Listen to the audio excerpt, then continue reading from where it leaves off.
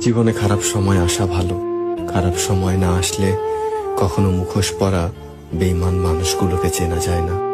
মানুষের খারাপ সময় সারা জীবন থাকে না, কিন্তু খারাপ সময় যারা খারাপ ব্যবহার করে তাদের ব্যবহারটা সারা জীবন মনে থেকে যায়।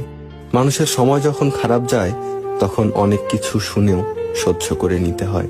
কথা হজম করতে শিখুন, এটা আপনাকে জিততে সাহায্য করবে।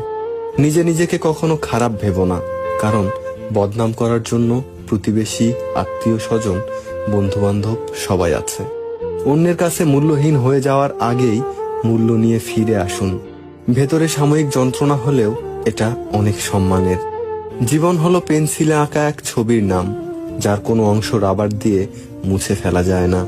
তুমি শুধু সেই মানুষটাকে বিশ্বাস করো যে মানুষটা তোমার হাসির পিছনে দুঃখ, রাগের পেছনে ভালোবাসা এবং তোমার নীরবতার পেছনের কারণ বুঝতে পারে।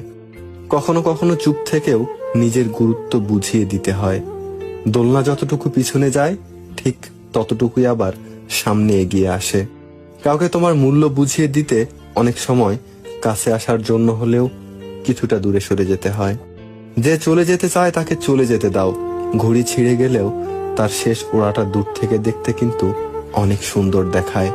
যে তোমার অনুভূতির মূল্য দেয় না সে তোমাকে কখনোই ভালোবাসতে পারে না। যে তোমার অল্প কথার মানে বোঝে না তাকে রচনা লিখে দিলেও বুঝবে না।